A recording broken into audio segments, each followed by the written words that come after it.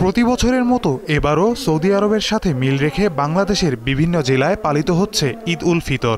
দেশের প্রধান মসজিদগুলো সহ নানা স্থানে ঈদের জামাত অনুষ্ঠিত হয়েছে। বিশ্বের যে কোনো প্রান্তে চাঁদ দেখার উপর ভিত্তি করে চাঁদপুরের অর্ধশত গ্রামে উদযাপিত হচ্ছে ঈদ উল ফিতর। সকাল 9:30টায় হাজীগঞ্জ উপজেলার সাদরা দরবার শরীফে প্রথম ঈদের জামাত অনুষ্ঠিত হয়। ঈদের নামাজ পড়তে সকাল থেকে ঈদগাহে উপস্থিত হয় মুসল্লিরা। নামাজ শেষে একে অপরের সাথে কোলাকুলি করার পাশাপাশি মুসলিম উম্মার জন্য দোয়া কামনা করেন। দিনাজপুরের 5 উপজেলায় আজ পবিত্র ঈদ উল ফিতর উদযাপিত হয়েছে। সকালে শহরের চারুবাবুর মোড়ে পার্টি সেন্টারে 3 শতাধিক মুসল্লির উপস্থিতিতে ঈদের জামাত অনুষ্ঠিত হয়। সৌদির সঙ্গে মিল রেখে প্রায় 9,000 পরিবার আগাম ঈদ উদযাপন করছে। এছাড়া চিরির বন্দর, কাহারোল, বিরামপুর এবং বিরল উপজেলার বিভিন্ন এলাকায়ও আগাম ঈদের নামাজ অনুষ্ঠিত হয়। গাজীপুরের 2টি স্থানে পালিত হচ্ছে পবিত্র ঈদ উল ফিতর। সকালে সদর উপজেলার মির্জাপুর ইউনিয়নের ডোগরি মসজিদে মুসল্লিরা জামাতে ঈদের নামাজ আদায় করেন।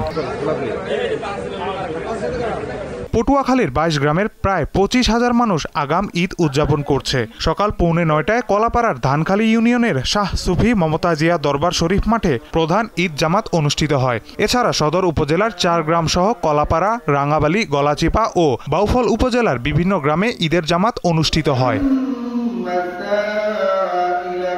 সৌদি আরবের সঙ্গে মিল রেখে সাতক্ষীরার 20টি গ্রামে ঈদ উল ফিতরের জামাত অনুষ্ঠিত হয়েছে। সকাল 8টায় সদর উপজেলার ভারুখালী আহলে সুন্নাহ আল জামাত মসজিদে ঈদের জামাত অনুষ্ঠিত হয়। এছাড়া বাউখোলা, তালা, ইসলামকাঠি, শ্যামনগরের গোয়াল চত্বর সহ জেলার বিভিন্ন স্থানে একই সময়ে ঈদের জামাত অনুষ্ঠিত হয়। কুড়িগ্রামের 3টি উপজেলার সহস্রাধিক মানুষ ঈদ পালন করেন। ভুরুঙ্গামারী উপজেলার পাইকেরছড়া ইউনিয়নের সিট পাইকেরছড়া ও পাইকডাঙ্গা গ্রামে ঈদের জামাত অনুষ্ঠিত হয়। এছাড়া ফুলবাড়ী উপজেলার কুটি চন্দ্রখানা, বড়ভিটা এবং রাজীবপুর উপজেলার মোহনগঞ্জ ও কোদালকাটি ইউনিয়নের ঈদের জামাত অনুষ্ঠিত হয়। ওয়ালটন আবারো মিলিয়নিয়ার অফারে ওয়ালটন ফ্রিজ কিনে আপনিও হয়ে যেতে পারেন মিলিয়নিয়ার।